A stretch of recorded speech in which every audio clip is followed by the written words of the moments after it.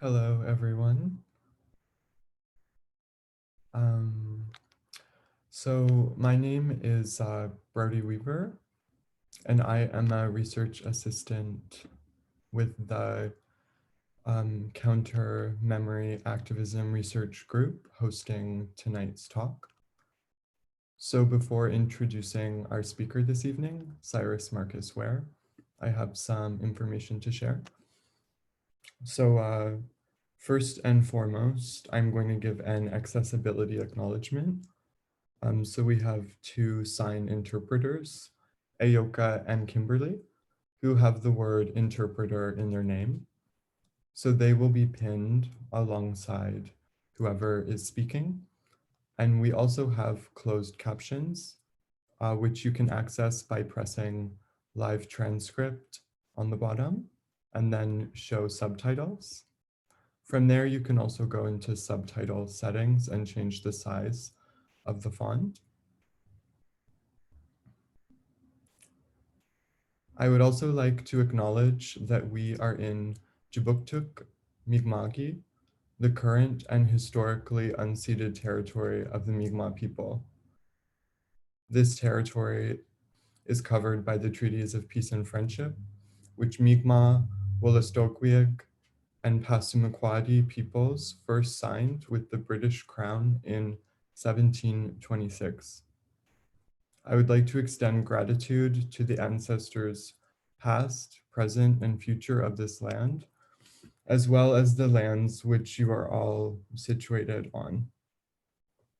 So counter memory activism is an interdisciplinary research creation project between artists, museologists, curators, and scholars of genocide and memory studies, exploring the current questions and historical context of memory activism, as well as broader themes such as collective memory and the commemoration of heritage and difficult histories.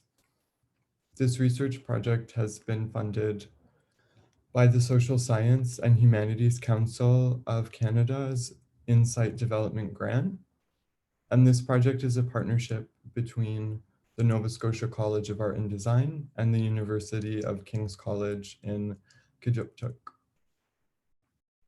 We've designed this speaker series to facilitate free public digital spaces for showcasing and mobilizing a diverse set of approaches to memory activism and difficult knowledge. So I also want to thank everyone for taking part and being here together with us tonight, despite the distance that might be between us. So to quickly go over some Zoom protocol and kind of the format of tonight. So tonight's event will consist of a speaking portion and a question period. So questions can be asked through the Q&A feature, which is on the bottom, and they will be visible to me, the moderator, and the panelists, and Syrus. So after the speaking portion, I will pop back up to facilitate those questions after the presentation. And we're hoping to wrap up around 8:15 p.m. So it brings me great pleasure to introduce tonight's speaker, the incredible Syrus Marcus Ware. So Syrus Marcus Ware is a Vanier scholar, visual artist, community activist, youth advocate, and educator. He is an assistant professor in the School of Arts at McMaster and was previously the coordinator of the Art Gallery of Ontario's youth program for 12 years. Syrus's interdisciplinary practice explores social justice frameworks and Black activist culture, and he is shown widely in galleries and festivals across Canada. He is a core team member of Black Lives Matter Toronto, co-founder of Black Lives Matter Canada, a part of the Performance Disability Art Collective, and an ABD PhD candidate at York University in the Faculty of Environmental Studies. His ongoing curatorial work includes That's So Gay at the Gladstone Hotel from 2016 to 2019 and online in 2020, and BlacknessYes / Blockorama, the QT BIPOC stage at Toronto Pride. He is the co-editor of the best-selling Until We Are Free, Reflections on Black Lives Matter in Canada, published in 2020. And he is the co-editor of 2 publications produced by the Marvellous Grounds Collective, Marvellous Grounds, Queer of Colour Histories in Toronto, and Queering Urban Justice, Queer of Colour Formations in Toronto, both published in 2018. And just last weekend, I had the absolute pleasure of seeing Syrus in dialogue with Black trans activist and Stonewall veteran, Miss Major Griffin Gracie, for the Moving Trans History Forward conference with the University of Victoria. So without further ado, I'm going to hand over the floor to Syrus now. Thank you so much, Brody, for that generous introduction. And thank you to NASCAD for inviting me to speak with you today. I'm so looking forward to talking a little bit about archives, memory, and this monumentalization that we have in our world. But first, I'm just wanting to mention that I'm coming to you from Toronto, but I'm coming to you from the part of Toronto that was underwater at the time of the Toronto Purchase, making this part the unceded territory of the Mississaugas of the Credit. This area was home to great peacekeeping systems like the Haudenosaunee Confederacy and the Dish with One Spoon Wampum. This area is Three Fires territory, and this area is also covered by Treaty 13. In thinking through memory and thinking through archiving and thinking through activism, we have to recognize the history of what has happened here in this place, in this north part of Turtle Island and Inuit Nunavut. And so all of my work is in solidarity with land back and movements towards Indigenous resurgence. I'm gonna start sharing my screen and take you through some images.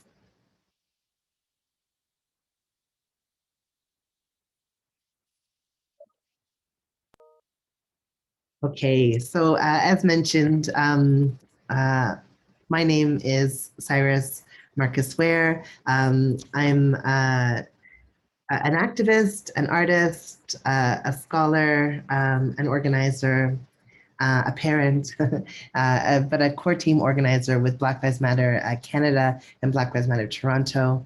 I'm going to talk to you a little bit about my artistic practice and how it's intersected with this idea of memory and archive, as well as talking about my activist practice and how I've tried to think through archiving the unarchivable, the activism, the movements, the banners, the chants, all of the things that go towards movement building and organizing. In 2014, I started a project called the Activist Portrait Series that has now become an archive of activist organizing here in this north part of Turtle Island. This project was designed to really reconsider portraiture and its implications in deciding who and what gets remembered, who we consider to be inherently valuable. So when you think about who gets their portrait drawn large and in a regal scale, it's often very particular people. You know, it's university presidents or popes or kings or queens. It's rarely everyday people. It's rarely folks who are organizing in our communities. So I wanted to do a project that centered the frame around the margins, around those who are organizing in the margins, those who are working towards making the world a different place, a more free place, a more just place. So I started drawing portraits of BIPOC activists, and in particular, focusing on QT BIPOC activists who experience disability, who are deaf, or who are mad, as a way of trying to draw our communities into existence, to create an archive of this life's work, of this organizing and this activism.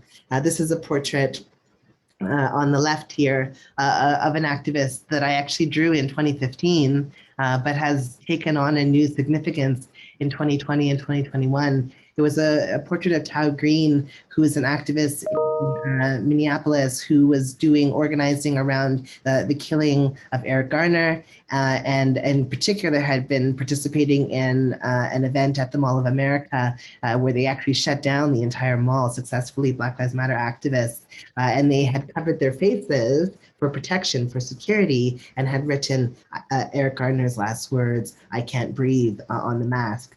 Well, fast forward into 2020, 2021, those were also George Floyd's last words. And of course, now we are all wearing these masks to sort of keep ourselves safe and for protection. This was a portrait on the right of Joshua Vedevelu, an organizer and activist here in Toronto. These drawings are large, they're 5 feet or 6 feet wide, by 12 feet or 14 feet high even. In some cases, this is a portrait of Queen Titi Opaleki, and they're a very tall person. She towers over me, and this is Queen Titi in front of their portrait. So in order to create this archive, I ask all of these activists that I'm interviewing and that I'm drawing, I asked them 3 questions. I've asked them the same 3 questions for 7 years. The questions are as follows. I asked them if they could describe for me how they got involved in organizing and activism, which is actually not the most exciting question that you could ask an activist, but it makes their face do this particular thing. And I take photographs and document them. And I also do an audio recording. And then I asked them to dream a little bit, and I asked them to imagine like a speculative fiction question. I asked them if they could move through time and space, if they could travel through time and space to any moment in human history and get involved in an activist moment or movement or bit of organizing, where would they go and when would they go and why?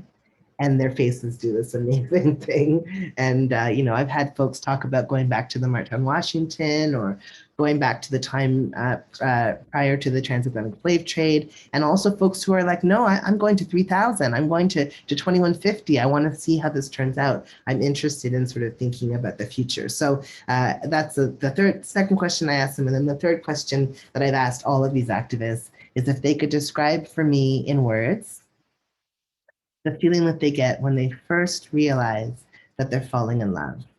And then they, sort of have this visceral reaction often. Or sometimes are like, oh God, love, but often are like, oh wow, and then I take photographs. So this is what Queen Titi Opaleki was responding to in this image. And so I have these audio recordings. I have, these photographs that document them that have been turned into these massive drawings that document, joy, activist joy, Black queer joy, Black crypt joy, that document, these moments of love, to quote from Che Guevara, that all of our revolutions must be rooted in the sense of love.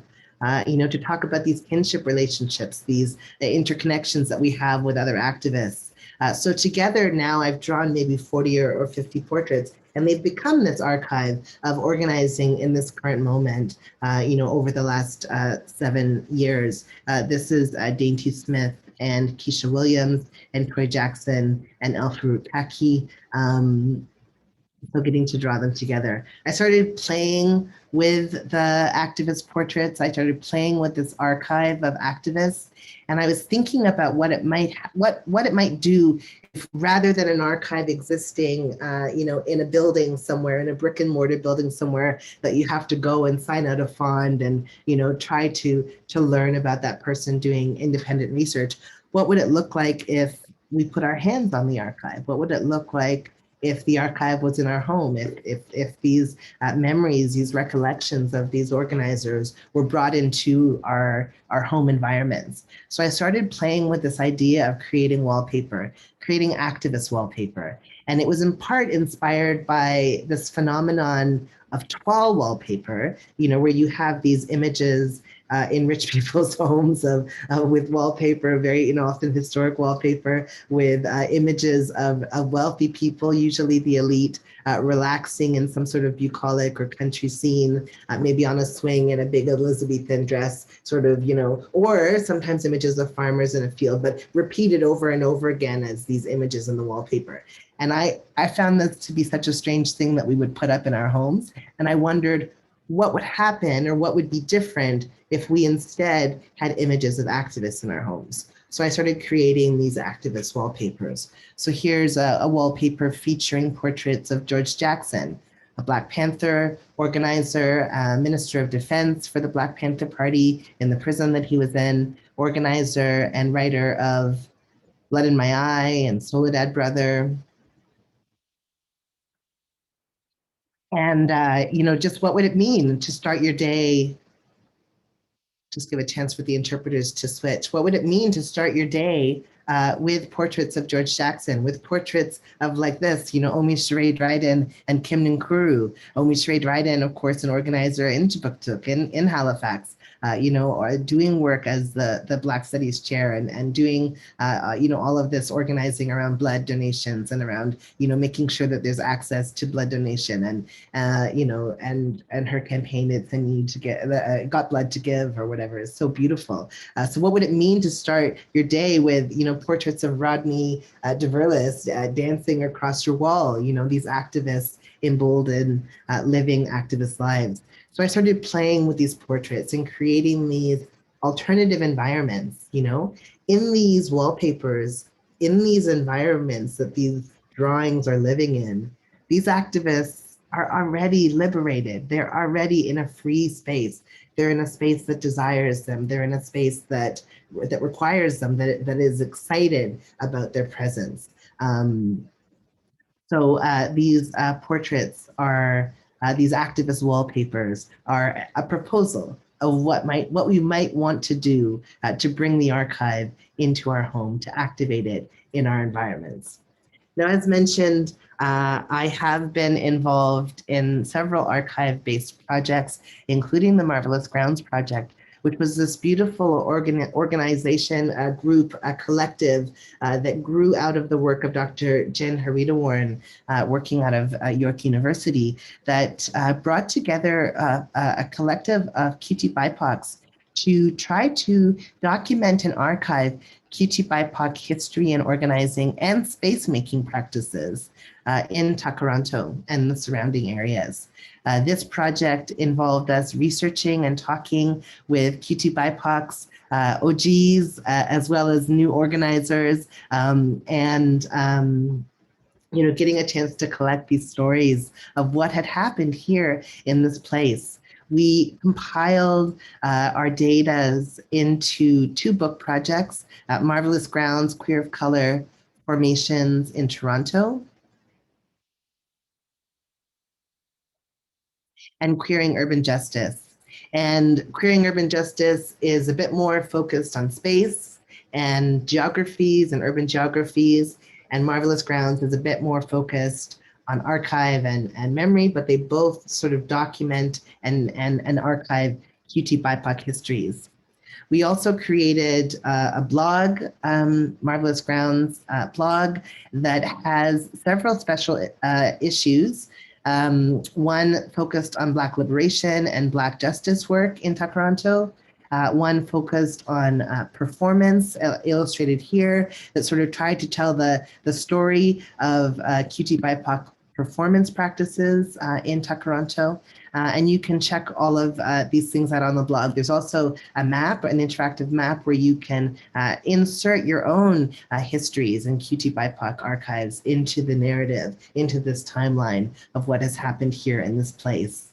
I was so thrilled to get to be invited to work on this project, and I thank Dr. Jen Harita-Warren for the chance to do that. Through my research with Marvellous Grounds, I ended up writing a paper called All Power to All People, Black LGBTTI2QQ Activism, Remembrance, and Archiving in Toronto. And this article was specifically focused on trying to make sense of, at first, the whitening practices that are alive within archives, the ways that archives often erase or disappear QT BIPOCs from their holdings, from their narratives, and also, thinking through the ways that we as community members are counter-archiving, with the ways that we're reimagining what is considered inherently valuable, who and what we consider to be knowledge, what we want to remember. We're reimagining that through counter-archiving practices as articulated through the Marvellous Grounds Collective. So this article, allowed me to explore in particular Black organizing in Toronto, Black queer and trans organizing in Toronto, and the absence of that presence from the LGBT archives here in Toronto. I got to speak with a longtime activist and organizer, Monica Forrester, who talked about as a trans organizer and as a sex worker or outreach worker, as an organizer who's doing active work supporting sex workers and doing sex work for 30 or 40 years. She was remembering this moment in the 80s and wondering, what happened to the posters and the photographs. And she talked about wishing that they had held on to more, but that they were so focused on survival because so many of her peers didn't believe that they would get to live past 30, that that's what they were focused on rather than archiving. And I was so struck by that quote when I was doing this research, because of course, the reality is that it wasn't actually on Monica and her peers to be archiving their histories at a time when they were in immense struggle and where their survival wasn't guaranteed. The auspice, the people who should have been doing this archiving were some of these both queer archives and city archives that were rapidly documenting white gay men's histories, for example, at that time, but not documenting that of trans sex workers of color who were just down the street from the archive. So anyways, I got a chance to sort of explore this. This article talks about, what happens when particular voices create an archive and how their memories become the memory. So I close out this article by talking about how I had this conversation with this white gay elder who's well respected and who, had a significant role to play in some of our early organizing, but who told me that he didn't believe that trans women of color had been involved in organizing in the 70s and 80s, that in the 60s, in the Stonewall riots and these other things. He didn't believe that they were there because he didn't remember them. And he said, I would have remembered if they had been there. So he was so sure of his memory being the memory that he was discounting the actual lived experiences of trans women of color who were saying, not only was I there, but here's a photo, So I was just sort of grappling with what it meant to create a singular memory, which is usually through these whitening practices in the archive. Now, through counter-archiving and through Marvellous Grounds, I got to learn about the possibility of tracing a different genealogy, a different set of histories. When I look back to my lineage, I can trace a different set of ancestors in this queer liberation fight. Contrary to that elder who I spoke to, I can say Marsha P. Johnson was real and existed and was very much part of our organizing and activism. And so I can trace back to these lineages upon, these ancestors upon whose shoulders I'm standing. I made this artwork here in the summer of 2020 to sort of document and celebrate Marsha P. Johnson, not only as a Black activist, but as a Black trans woman and as a mad activist. She was famously quoted as saying, I may be crazy, but that don't make me wrong, and she's claiming her madness as part of the power of her identity. And I think in this moment, as we look to look for ancestors, and look for people who can kind of help us to point our way forward in the change making that we're trying to do. We can look to folks like Marsha P. Johnson who were doing this intersectional work, who were thinking intersectionally in her activism from day one, through creating Star and Transy House and all of the organizing that she did, always thinking intersectionally. So we can turn to these ancestors. Of course, we have Marsha P. Johnson, Miss Major, Sylvia Rivera, all of the women involved in the Compton cafeteria riots in the San Francisco Tenderloin District in 1966. All of these examples of folks of QT BIPOC, resisting policing and fighting back against policing. Even here in Takaranto, where often people sort of, turn back to look for a spark in our organizing and often point to the bathhouse raids as being the sort of key moment. Well, when you look at the video and you look at who it is, who after they marched to police headquarters and then 52 division and then march up to the legislature, there's one person who runs up the steps of the legislature and starts rattling the doors, and that's famously featured in Nancy Nichols' film about the bathhouse raids. Well, that's a Two-Spirit person, that's Billy Morasti. So it's QT BIPOCs who were at the forefront of so many of these significant movements against police brutality, facing queer and trans communities, facing racialized communities, facing Black and Indigenous communities. And so we can trace our lineage to these folks in order to understand our current moment.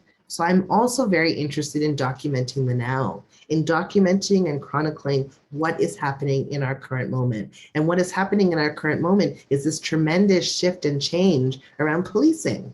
Right, we're seeing so many people rising up and saying, hold on a minute here. We have this unchecked power that is, sort of cruising our streets and terrorizing particular communities that grows out of slave labor camps, that grows out of the RCMP being created to enforce the Indian Act in order to clear the land of Indigenous people. This is the origin of this system, and we need to think about defunding it, taking some of these, powers away and reinvesting those funds into our communities in order to thrive in the now. So we saw last summer tremendous organizing and activism as people took to the streets, and of course also organized from our beds and from our homes, because, we're disability justice organizers, and we often organize from our homes and our beds, not just in the streets. But people poured out into their communities and got involved in organizing around anti-policing, drawing on the legacy of these ancestors and, this archive we have of their anti-police work, drawing on the legacy of Marsha P. Johnson and Miss Major and these others who have been saying since time, we have a problem with policing here. They are harassing us. So through Black Lives Matter Canada, we created a website called defundthepolice.org that gives you all sorts of information about defunding, about how to solve conflict, crisis, and harm in ways that actually create safety and security in your communities.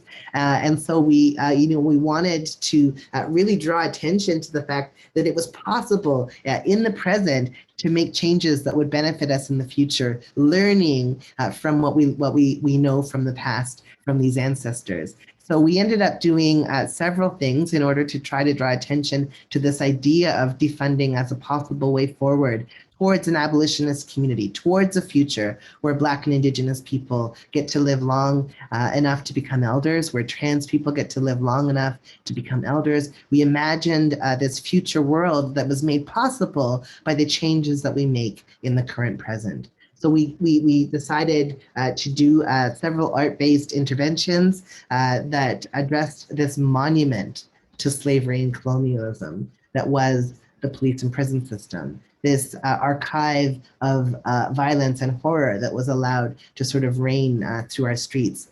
We ended up creating a mural, a 7,500 square foot mural with 80 artists on College Street, right in front of police headquarters. And I'll just quickly show you this video of us making it.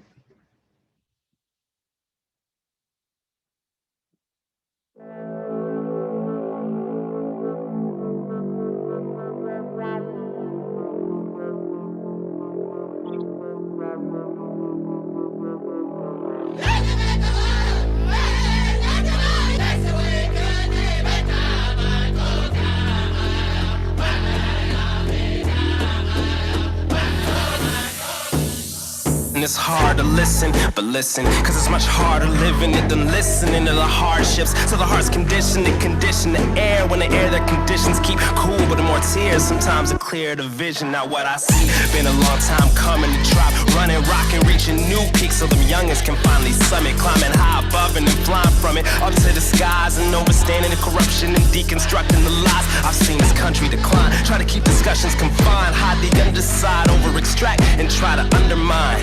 Damn, but I still believe in the truth. Whether it's an MC in the booth or a PhD in the suit. Yo, when we yell and protest, tell them the feeling is peaceful. We profess, we testify to the will of the people. Tell them what they must know. Turn it up loud when we bust flows, not in hushed tones. Speaking up, let the trust grow. Now you don't gotta tell me how you feel. Cause I can see it in your eyes. You don't gotta tell me that the pain is real. Cause I can hear it in your cry. So that was our video. This is what the mural ended up looking like when it was completed. But it was this way of saying, you know, for the community to come together and say, look, you know, we don't want this monument to slavery and colonialism in our streets anymore. We don't, I mean, we had just seen the killing of George Floyd in Toronto, the killing of, or the mysterious death of Regis Korchinski-Paquette. I'll just give a minute, that's a long one to spell, but Regis Korchinski-Paquette here in Toronto, killed in police custody. And then of course, Chantal Moore killed out in Chibouctouc in Halifax. You know, we saw these deaths by the police and people were saying, you know what are you doing well here? What are you doing well? Are you responding to conflict well? No, you escalate. Are you responding to harm when it happens? No. You know, are you responding to crisis in these wellness calls where all these mad people were being killed, you know, when their families were calling for help for them to get support, and instead of the ambulance coming, the police come and they shoot up the mad person before they can even answer any questions. So people had enough, and they were saying, you know, let's stop this now, and let's reinvest in our communities. Let's put the money back to our communities. We started thinking about the other ways that things like the monument to slavery and colonialism that is the police system. We started thinking about the other monuments to slavery and colonialism that the city have put up all over to help us remember particular people. And so who the city has chosen to monumentalize, to remember, are not the activists that I was drawing portraits of. You know, they're not the organizers who are making change and making our communities better. They're not even contemporary politicians who are working supposedly on our behalf to organize in our communities. No, the folks we have monuments of in our communities are these monuments to slavers, to white supremacists, to anti-Indigenous organizers, you know, to these violent people. You know, images like this image here of Ryerson. You know, Ryerson, a man so violent, you know, who not only was the architect of the residential school system that later got brought and exported to South Africa and turned into the apartheid regime that resulted in millions of African people dying. Not only, you know, was he responsible for all of those atrocities, the university named after him has already identified him as a problem and already had a plaque beside the statue saying, hey, this guy, you know, this is an issue. And there was Indigenous students who were involved in writing a plaque, you know, calling out this statue, but it remains. So, and then on the left here, we have this image of this even more bizarre statue that's in Queen's Park, the statue of King Edward VI, who, you know, was a statue that was up in India that during a decolonial process was taken down because the people there said, we don't want this in our communities, but through private interest was purchased and brought here and then put in one of our most beautiful parks, totally uglifying it, if that's a word, but, you know, putting this colonizer in the middle of the park. So we decided in the summer, you know, that we wanted to continue our artistic interventions. And so we ended up doing a beautification project that drew attention to these monuments to slavery and colonialism. And we made, you know, these banner works that said tear down monuments that represent slavery and colonialism. And there was a third statue that we also beautified that was a statue of Johnny MacDonald, a known a slaver, a white supremacist who is anti-Indigenous, a really violent human who made outrageous racist comments in the legislature. And these are all recorded. And we, you know, drew attention to his problematic nature. And then, of course, the police responded heavily during the summer of uprising, in this revolutionary moment, because of course revolution is never a one-time event but a process. This summer of activism, there was a lot of police crackdown. We weren't the only ones who had activists all over Turtle Island were being arrested for being involved in Black Lives Matter organizing or movement for Black Lives organizing. And that is what happened to us after we did our beautification. We had 3 folks arrested, and we ended up having to do organizing to try to get them out. All of this care for these statues over the actual lives of these human activists who were driven around and, harassed and treated quite terribly and spent a night in jail, for participating in this or being present at a demonstration where a beatification happened. The day after the arrests, this brilliant activist and organizer and artist, a dancer and a mover, Raven Wings, an Afro-Indigenous trans woman, said these words, and I'm just going to play them for you here, about our obsession with monuments. I just want to add something. We've tried many different ways to get the attention and the conversation of those in leadership roles and positions. It took us having to do this to get y'all to show up. We've been writing letters. We've been creating books, photography, performance art. We've been doing it in every single way possible to let you know what we deserve, what we need. And you don't even have to dream it up. We've done the work for you. And so it's really ridiculous to me that we're still talking about monuments. Outrageous. Yes. It's really ridiculous to me that we have to fight for our dignity. In the United States, there's a saying, life, liberty, and justice. Black people are still on life. Yes. We haven't gotten anything else.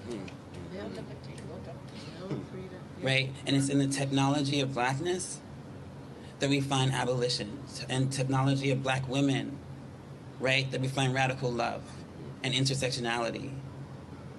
The technology of Black trans folks. Yes. In leadership roles, to make sure that you question.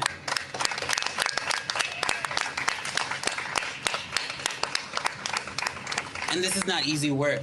This is not fame work. We're destabilized. We're hyper-surveilled. We're followed.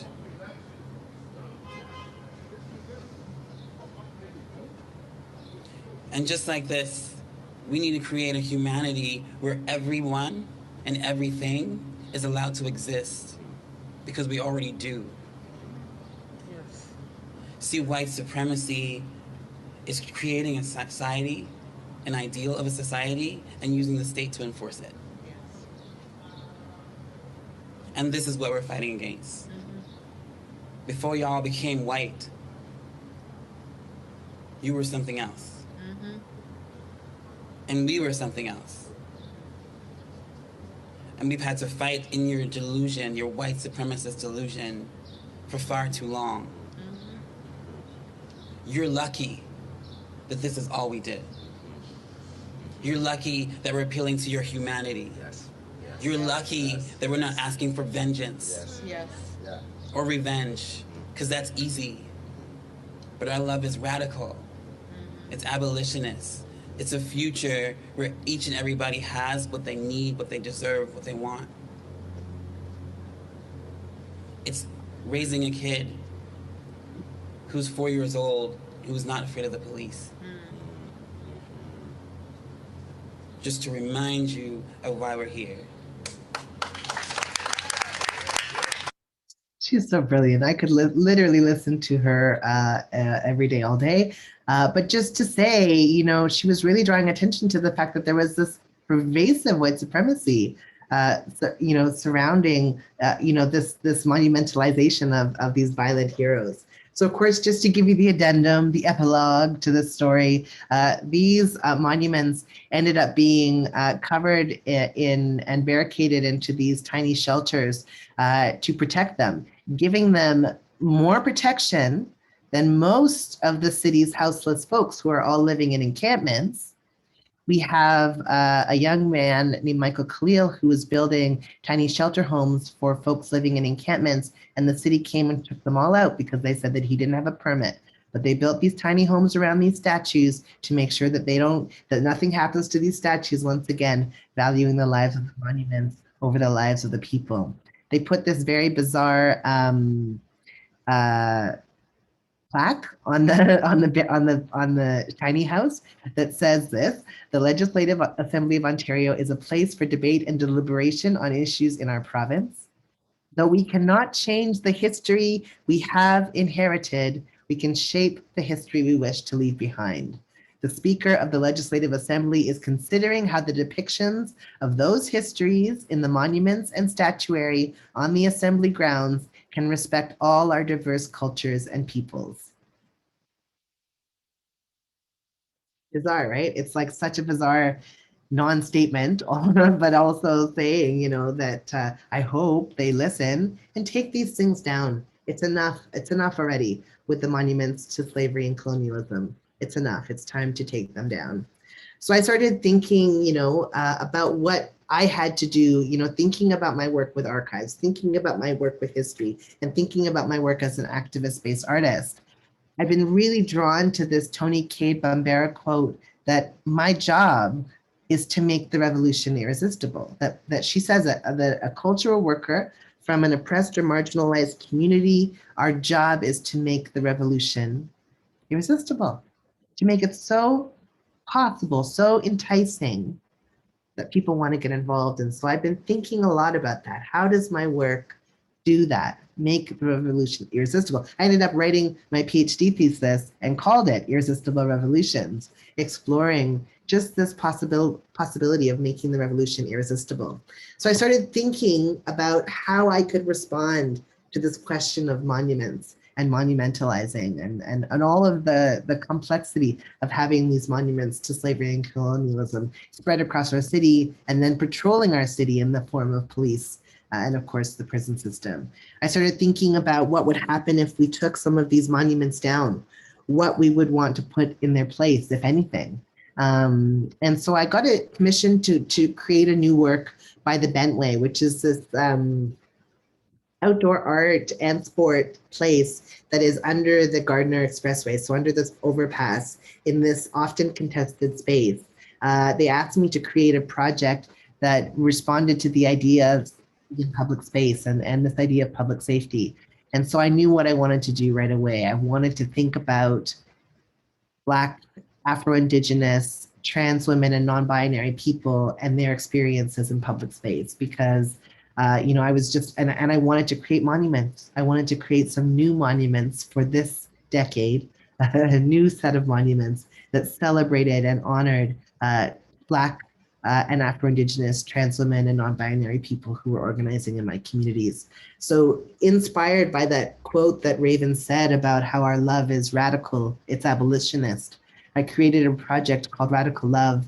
And for this project, I interviewed a whole bunch of Indigenous, Black, and Afro-Indigenous trans women and non-binary people about their experiences in public space. And what I found out, it's perhaps not surprising, you know, a lot of people did not feel safe in public space. People talked about, you know, some trans women said that they felt safer walking at 2 a.m. on the street than walking at 2 p.m. in the afternoon because there was less chance of running into people. So there was less chance of a transphobic attack or transphobic violence. And I was really struck by that. So I created a series of monuments that were designed to glow at night, that were designed to light up for those trans women who may be walking at 2 a.m. to know you are welcome here. This is a space where you have been anticipated and imagined. Trans people never get to see themselves reflected in public space. We're not on billboards, we're not in advertising. Not that I'm saying that we need to be in the marketplace in those ways. I wish we had less billboards in our cities, but in general, we are not reflected in public space. And so I wanted to change that. So I created these monuments that were light boxes. They were these geometric shapes with portraits of Chris and Monica and Raven, celebrated large, again, in beautiful full color. These monuments glowed at night, but were equally impressive in the day. And they were these celebrations, again, of their labor, of their organizing, of them taking up space in public space. I photographed them in these urban settings, downtown in the village, on Toronto Island, which is part of our urban environment, and also near the waterside. I photographed all of these folks and then made these structures that documented and sort of celebrated their experience in public space. Now, for this project, I also wanted there to be an audioscape. So there was this audioscape that you could listen to. You could dial in while you were there, or at any point now, you still can on a website, go to it and listen to each of these folks talking about their experience of safety in public space, their experience being in public space. And also, because I love a speculative fiction question, I also asked them if they could dream of their ideal city where they felt safety and security. What would it look like? What would it feel like? What would it smell like? What would it taste like? What would that experience, embodied experience, be like in their ideal city? So if you want, you can go to Safe in Public Space, I think .com, Safe in Public Space, and you can listen to all of these audio excerpts. You can see the photographs. You can read more about the activists that I photographed, and you can experience these alternative monuments, these counter archives, these trajectories that trace a different lineage, these monuments that say to that person who said, trans people have never been here. It says, we are here. Miss Major said, still fucking here was her phrase. So we are definitely still here. So these monuments celebrate us large and in charge. And it was an honor to get to present this as part of the Bentley programming. And then lastly, I just want to say that part of my ideas around memory and archiving and documenting and monuments and all of the things that I've touched on today, are ultimately also part of this question of futurity, of thinking about what kind of future are we headed to based on our current present and based on knowing our past. I had the opportunity to spend the day with Octavia Butler in 2005 when she was touring her book, Fledgling. It was her last book and her last tour before she died. And over the course of the day, we talked about everything. We talked about her research and her travel and writing and her processes and all of these different things. But one of the things that she said was that I asked her how she seemed to be able to predict a future. She wrote Parable of the Sower, which is about 2024 and is set in our sort of current now. And it's so accurate. How was she able to write that in 1993? And she said that all she did was follow the trajectory of human history. If we continue on this road without making any changes, where will we end up? With unchecked white supremacy, with widespread climate change, where might we be in 20 years? And that's how she was able to write that book, that was able to predict everything, including a right-wing presidential hopeful whose campaign slogan was literally, "Make America Great Again." She writes this in 1993. So I've been thinking a lot about how if we study human history, we can understand not only where we might go if we don't change things, but what I'm interested in is where we might go if we do change things, if things alter the course of history so that we go in a bit of a different direction. So I created this project called Ancestors, Do You Read Us?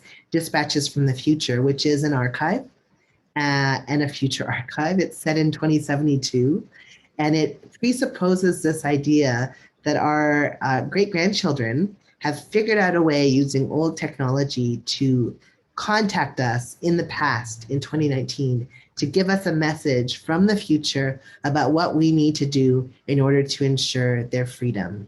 And so this work featured dancers Rodney DeVerlis, Jazz Fairy J, Raven Wings, Gloria Swain, as well as artist Raven Davis, who's based out of Inchbooktook, and all of their sons, Keisha Williams, Janine Carrington. All of these artists were in here as our great-grandchildren. And it was an 8-channel video. It was shot in 4K, and it featured these 8 channels. As our ancestors tried to find us in 2019, they glitched through these different time zones. And so through the video, there are all this found footage glitches that show them kind of moving through different moments in activist history. So in that way, this video is also an archive of what has just happened. You see clips from the Rodney King riots. You see footage of the uprisings in Hong Kong. You see images of Black farmers in Detroit. You see Sylvia Rivera and Marsha P. Johnson. You see Eisenhower talking about the nuclear age, all of these different moments. Wattstack, which was, from my hometown, but in Watts, from Stax Records in Memphis. So all of this found footage, creates a sort of glitch where it really looks like they were patching in here. This is the Ryerson image wall where it was first presented. So it seemed like they were sort of glitching in and out of time, trying to find us in 2019. This project has shown widely. This is just finishing its last week of an installation at the Never Apart Gallery in Montreal, where it's been on display since January. I'm going to show you a quick clip from this video just to give you a sense of the time glitching and this future archive from 2072.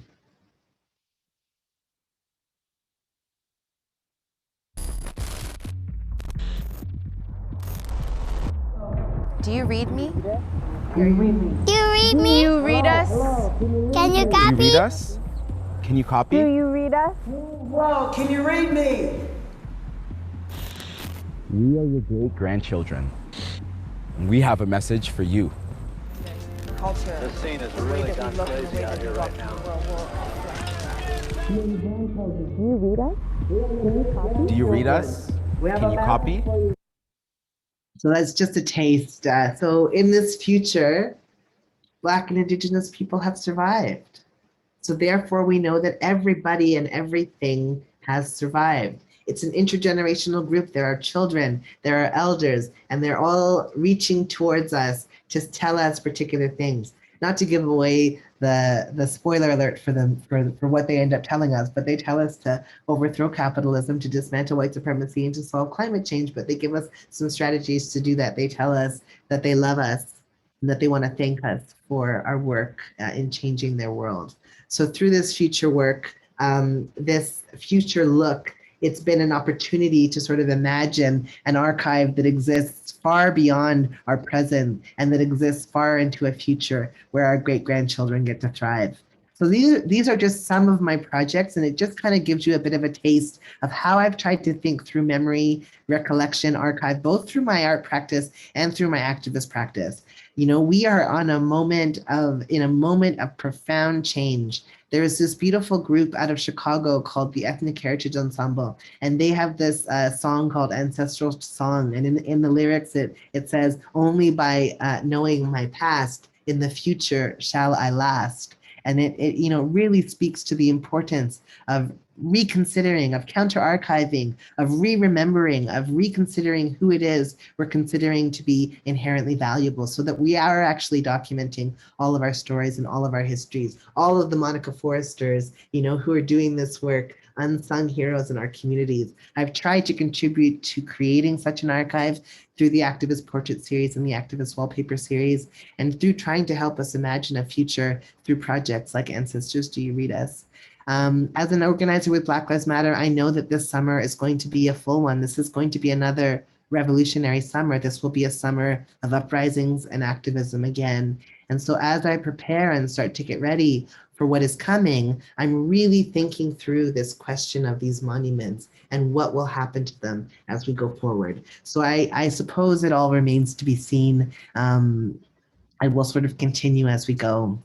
I just want to return to this Tony Cade Bambara quote, that the role of the worker, from the cultural worker, from the oppressed or marginalized community, is to make the revolution irresistible. And I think that part of these irresistible revolutions, part of what we're going to do differently is we are going to radically remember and learn, all of us, what is at stake and what is at play, so that we need not repeat this over and over again. So that's where I'll end there, and I hope that we can have some time for questions. Thank you so much for the chance to speak with you today.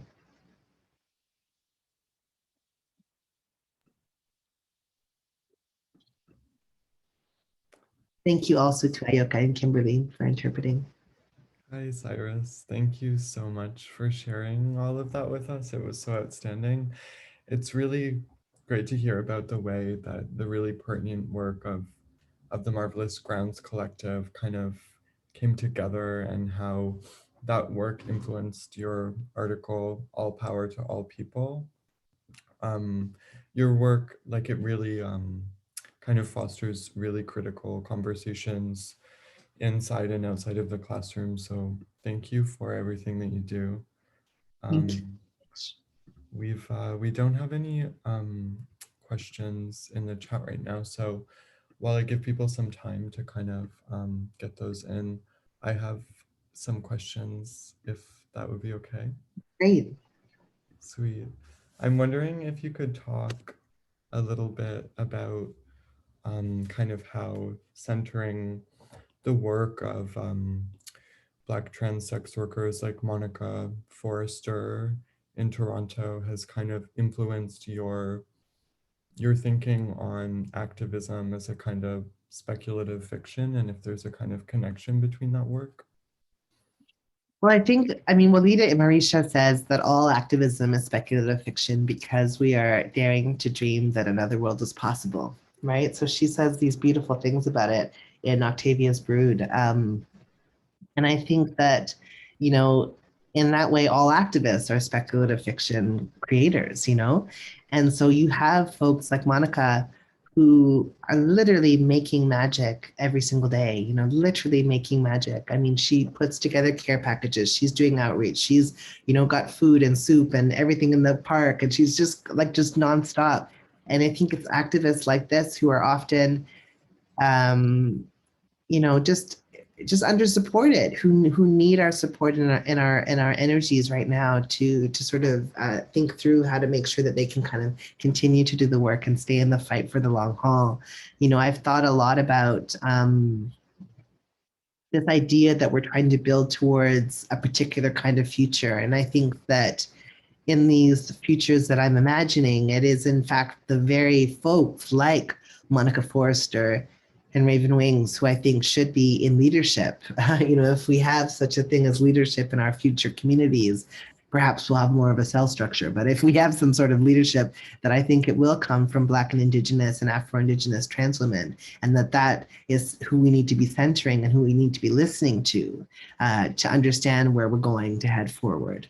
You know, when I had an opportunity to speak with Miss Major last week, you know, hearing her talk and her ideas about the present, the past, and the future, I just want to sit at her knee and listen all day. You know, I think we should be taking direction from Black, Afro-Indigenous, and Indigenous trans women and Two-Spirit folks. You know, this is who we should be prioritizing in this future world that we're building. So, you know, I mean, I think of artists who are doing the speculative fiction work, like Raven Wings is an example of somebody who is an activist who's doing all this work in her community, but she's also an artist, and she imagines these future worlds that are wild and amazing through her dance and through her movement. So yeah, I do think that they're all related. Awesome, thank you so much. We have a question from the chat. I'm just gonna read it off for you. And this comes from Dorota Glowacka. And Dorota says, you spoke about how QT BIPOC bodies inhabit / are curtailed in public spaces. Have you done work on the spaces inside the closed spaces of public institutions, such as the museum, a university, a place where you get your driver's license, etc.? And Dorota asks how those oppressive spaces could also be disrupted. I think a lot about this. This is a great question. I do think a lot about this. I've thought a lot about the possibility of, I'm just gonna see where the question went. Oh, there it is. Yeah, I do think a lot about the possibility of creating these almost semi-autonomous zones in our universities, in our academic institutions, in these environments where, you know, we can create these little bubbles where some magic can happen that is outside of the surveillance of the larger institution. But you need the right people, you need the right people in place and people who are activist scholars to be able to even begin that conversation. But yeah, thinking through, you know, QT BIPOC experiences of public institutions, I've written a lot about whiteness in our institutions, and about the white supremacy that is dyed in the wool in a lot of our arts institutions, and thinking through, what kinds of things would need to change in order to uproot this white supremacy that is, of course, having detrimental effects on QT BIPOC people. It's making sure that we are not recruited or retained in these fields. These institutions remain these violent experiences that we are often traumatized from experiencing. So I've written a lot about that, including the recent article, June article, Give Us Permanence, which I wrote for Canadian Art, looking at whitening practices in Canadian art institutions and talking to QT BIPOCs about their experiences in these places. As I say, as an academic and as somebody who's involved in institutions, I've often thought of and found ways to create these semi-autonomous zones. So when I was working at the Art Gallery of Ontario, I worked very hard to create a sort of safe bubble for the young people that I worked with, because I ran youth programs, where I, was sort of an umbrella that stopped some of the stuff that was coming from above, from the hierarchy, and I stopped that so that then it didn't rain down on our participants, so that they got to still have, sort of a good experience. And I tried to create these unique environments where we got to do pretty radical, pretty activisty, pretty revolutionary work. Similarly, through my work in the institution in academia, through my classroom spaces, trying to interrupt the ways that we are expected to be machines, like robots, not human beings, So when we had in-person classes, I always had food in my classes, not expecting that everybody would have come to school having eaten a meal at all, so also thinking about economic justice and thinking about, the comforts that sometimes being around food can bring for some of us, and just how that can create a bit of a de-hierarchical environment right away. Thinking about, sharing power and sharing resources and, some kinds of institutional resource extraction that we can do to share around, with our groups, so that, more folks can feel a bit of a sense of safety, even if it's just in the semi-autonomous zone. And I think about, Mona Osakarere and Chinyere Apara, and they're at Chinyere, but Chinyere Apara and Mona Osakarere, they're writing on activist scholarship and what it could be to create a semi-autonomous zone in your university classroom. So I'm thinking a lot about that. I've done tons of research and work on healthcare settings, particularly for trans men, through my work with the Gay, Bi, Queer, Trans Men's Working Group through the AIDS Bureau, and have thought a lot about, and the Gay Men's Sexual Health Network, and have thought a lot about what our medical institutions need to change to be like, not only for QT BIPOCs, but for all of these disabled, deaf, and mad people who are being traumatized daily by the medical industrial complex. So we do need to turn our attention to the inside. We do need to turn our attention to these institutions. And I have, I think that that's crucial. As much as we're trying to change the outside world, we need to also change these experiences that we often have when we're, trying to get our driver's license, or trying to get a medical appointment because we need a tetanus booster, or whatever just the regular things that you need to do in your life are, how to do them in ways that are a bit safer for QT BIPOC. I've thought a lot about what it means to be visibly racialized in public space and in private space. I mean, in these institutions, it's still public space. What it means to be visibly disabled, or visibly deaf, or visibly mad, to be behaving in unexpected ways, as they say about us mad folks all the time, and how that can sometimes make you, what it means to be visibly queer and trans in public space, and how all of these visibilities can sometimes make you marked for danger, marked for violence. And so what it means to interrupt these processes by actually trying to create more visible presence of us in the cityscape, to say, like, we are here and we are not going anywhere. That's what I get to do as an artist, I suppose, in my practice. Thank you so much for that answer, Syrus, and thank you, Dorota, for that question. We have two pretty long ones in the chat, but I'm going to start reading off a question here by Arbor. So Arbor writes, In your article, All Power to All People, you said memory is a fascinating process. The more we recall or perhaps repeat our memories of events, the more we begin to remember the memories more than the events. The memories of an elder I encountered for a variety of reasons, including anti-Black racism, transphobia, and the active marginalization of trans, Indigenous, and racialized people from these movements, do not recall our presence at these events and eventually become the event. Are you able to talk about how we can better these memories and preserve them as these moments for BIPOC folk and not be overpowered by the white reflection and white settler, settler memory? I mean, I think a lot of this is why I'm so in love with the possibility of counter-archiving, is that we get to archive what Diana Taylor would say is the unarchivable. You know, how do you archive the unarchivable? And so we get to archive the conversations that are had outside the bar. We get to archive the chants that are said at the rally. We get to remember through telling and retelling, through oral histories. You know, we get to chronicle our lives and our histories. It's not, you know, I've often been asked through all of these years of doing this work, you know, why don't you just bring your stuff to the the Queer and Trans Archive and leave it with them, and then you'll be in the archive, you know? But the problem is that there's no QT BIPOC staff there who can interpret the content.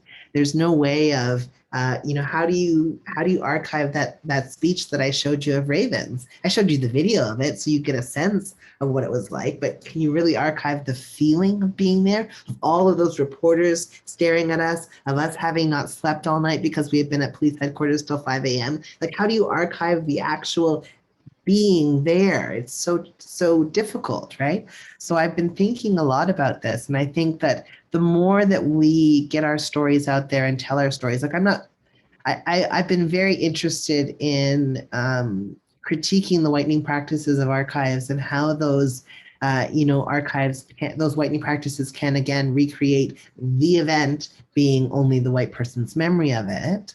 I've been very critical of that, and critiquing archives, rightly so, for that practice. But I've also been very interested in what we're building up of our own, you know, and I've been thinking a lot about that. And I've been thinking about what would a counter archive of QT BIPOC memory look like? And that's what Marvellous Grounds attempts to be, you know, through the blog. It becomes this alternative format of collecting and recollecting our stories where everybody gets to be the author because there's an interactive map and anyone can add to it. So thinking about things like that, about how we can kind of start to tell these stories. And whenever I get a chance to speak, I will always talk about Monica Forrester and Raven Wings and all of these Black trans women and Afro-Indigenous trans women who are doing this work, who are not going to be talked about necessarily by others. So, you know, just thinking about our choices also about whenever we get a chance to enter something into the public record, who are we talking about and who are we remembering? So I do think that, yeah, it's very important for us to have access to these moments. It's really tricky because I think of a lot of our archives as being in the moments when we gather. And of course, that's been one of the challenges of this year, is just this inability to gather. But I think about the ways that we're gathering in, you know, newly, you know, through our online world. And how do we archive these experiences? And what will, you know, maybe when the pandemic's over, how do we archive the experience of Zoom fatigue? Do we want to remember that? You know, but how do we archive what it was to gather in this way, to connect over club quarantine parties, you know, as a way of kind of being in community rather than being in the queer village on a Friday night? What does that look like? So yeah, I've been thinking a lot about that. Thank you so much for your question. Yes, thank you, Arbor, and thank you, Syrus, for that really generous answer. When you were talking about your wallpaper works, you said, what would it look like for archives to be in your home? And I think about how through like publishing the Marvellous Grounds projects as books, they probably are in a lot of people's homes, which is fantastic. We're getting close to the time that we were intending to wrap up. We do have one more question in the chat if you have the energy. Sure, yeah, absolutely. Totally. Okay, so this comes from Scott S. And so Scott asks, Denise Feria da Silva Yu concludes her book Toward a Global Idea of Race with the idea of regarding global liberation in the future anterior, a mode of relating to the future that doesn't assume we can know the shape it will take. Why is this idea of being radically open to an unknown and unknowable social movement important? What does it mean to tie this imagining of a socially just, anti-capitalist future to our fight against unchecked white supremacy? And can such a fight happen through nonviolent means? Yes, I mean, I've been thinking so much about, we need to be radically open to unknown and unknowable moments right now. That's what Octavia Butler was saying when she said through Lauren Olamina in the Parable of the Sower, when she said, all that you touch, you change. All that you change changes you. The only lasting truth is change, touch, change. As she said, in the future, in this world that we're living in our present, change is going to be the one constant, So how do you predict something in a world that is constantly changing? Well, you don't. You start to predict change. That's what you can start to predict. You can predict that as soon as you get used to something, it's going to change again. So thinking about that, Octavia's words as a way of reminding us to be open, and she said to be ready for kind of any possibility. But also thinking about Dr. Vivian Salahana's work, and she's writing out of Rhode Island and is a longtime abolitionist, Black feminist thinker. And she talks about this phenomenon that we see with abolition, right? Where we see people say, but what about the really bad people? Or, but what about when my house goes, or whatever, and how people get really fixed on this idea that they're like, what would you do instead? Tell me what you could do. Prove to me that you can live without the police. Prove to me that you can make it without prisons. How will you solve your problems, right? And what she says that in fact, we don't need to have a blueprint for the future in order to say that the present needs to change. We don't need to have a roadmap of exactly what abolition is going to look like or anti-policing is going to look like to say we need to stop the police from killing us today and we need to end policing today. She makes it akin to an abusive relationship, and she talks about our relationship to police and prisons as an abusive relationship, which it very much is. And she says, in abusive relationships, you are told that you have to prove that you can survive without the abuser. And that is what we are being asked to do by the police. Show us that you can do it without us. And she's saying, no. She's saying, no, we don't have to prove to you that I can do this without you, and I still get to leave. So we're asking to leave these systems of violence and control, these white supremacist systems that are pillars of our current society. We get to say, we are going to leave this behind and start something new, even if we don't know what it is exactly that we're building in the future. So we need to be able to be open to the fact that we may not know an exact architectural drawing of what this is going to look like, but we still get to move towards change and move towards the future. Right, so I'm thinking a lot about that. So thank you so much for this question. I think that this is an essential moment. My dad, he's when we were younger, he played a lot of tennis, and he always told us that in tennis, you have to have your knees bent all the time so that you can, spring to the left or spring to the right or spring forward. And I think that now is a moment of proverbially keeping our knees bent and being ready to go, ready to spring to whatever is going to be asked of us. And know that, we don't need to have all of the answers to know that we need to get out of this system that is not working for us. It's working exactly as it was intended, but it's not working for us. Thank you so much, Cyrus. So Robin Metcalf has one final question that we didn't catch because it's not in the Q&A, but Robin wants to unmute to ask it with audio, so. Sure. Hi, Cyrus. I'll keep this brief because I know we're late in time, but it's maybe a conversation I'd like to continue with you in the future. I wanted to say that we were both in the Paper Trail Symposium on the history of the body politic, and I was really struck by your remarks then, and they went into my brain and have been germinating in there ever since. I should say also, I'm speaking right now from Wejigewik, or Sheet Harbor on the Eastern Shore. I was really taken with your remarks about the idea of the hands-on archives, the archives in the home, about archiving feelings. Recently, I've been in conversations with young activists and realized that when I refer to something like the Sweet Honey in the Rock, the a cappella group, that they don't know who they are. And so it occurs to me, like, I have large archives, which I collected for over the last 45 years on queer activism in Halifax, here in my home. And I'm entertaining researchers here who come and stay, and we talk over dinner, and as well as them looking through files. But I'm hoping that that can kind of create a space for a kind of interpersonal interaction and a more personalized form of transmission of information, and that I think an archive is also should be a conversation.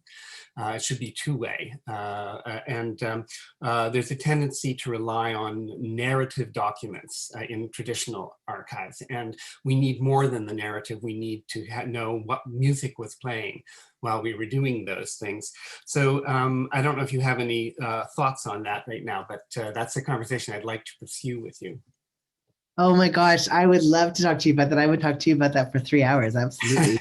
But yes, this is it, is what music was playing, what incense was burning, what essential oils were we, what had just happened, what did we just eat, and what like all of these things that make up part of this lived experience. And I think that, we need to create, this is what was so nice about that talk that I gave with Miss Major, was that we just, had a chance for her to share her memories, and we need to create more opportunities for folks to just, this is what we would do back home, the elders sit in the chairs and the young people sit on the carpet, and we listen to the stories, and they tell the same stories over and over again, and I'll listen to them every time. And we can kind of, that's very traditional in Black communities, so we can bring that into our archiving work, and we can, find ways to create more space for people to tell stories, to people to share their archives, to go into your garage and take out all the old banners and dust off the Sweet Honey in the Rock CDs and, CDs, and all of that kind of stuff, and say, hey, let's make sense of this, and I think that having it in your home, having it over a meal, these are these kind of counter archiving practices where it's not just, bringing a box to the archive and dropping it off and saying, can you make a fond, So, oh yeah, thank you for your email. I'm going to message you. I'll talk more about it. Thank you.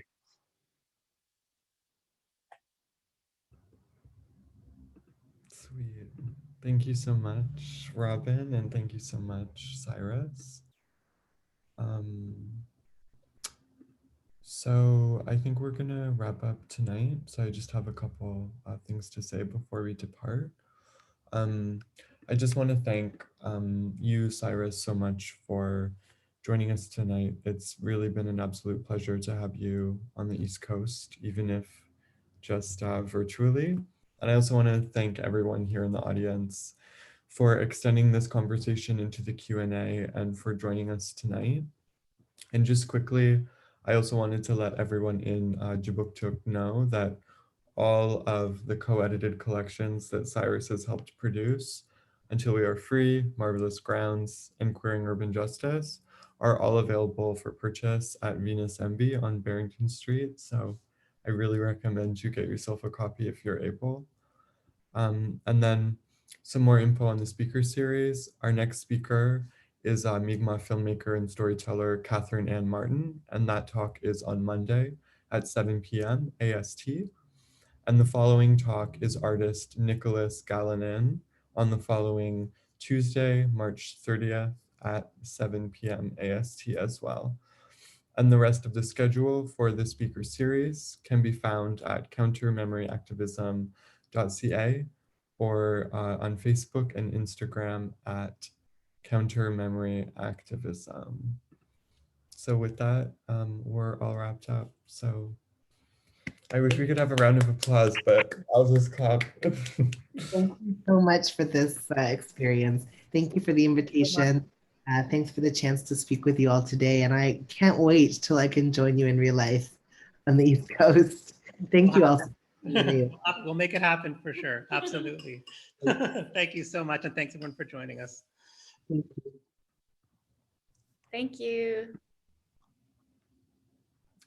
And a big thank you to our interpreters as well.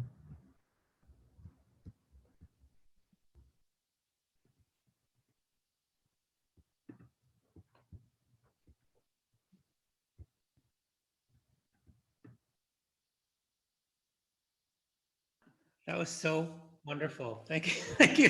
People are now leaving the Zoom room, and we'll just, that was so inspiring. And we are 100% going to bring you to Halifax as soon as we can not quarantine. And yeah, we have a plan for like a symposium in a couple of years, but we're just waiting to, see when people can travel. But it was brilliant. Oh my God, so inspiring. And yeah, thank you. Thank you, Ayoka, too, and Kimberly, so much. I think people are starting to leave the room. Thank you, Kimberly. Thank you. Awesome. Thank you so much. Yeah, that was a real pleasure. I'm so thankful. Yeah. All right. Well, have a great rest of the night. Yeah, you too. You too. Wonderful. Thank you. Very inspiring. Good luck with the rest of the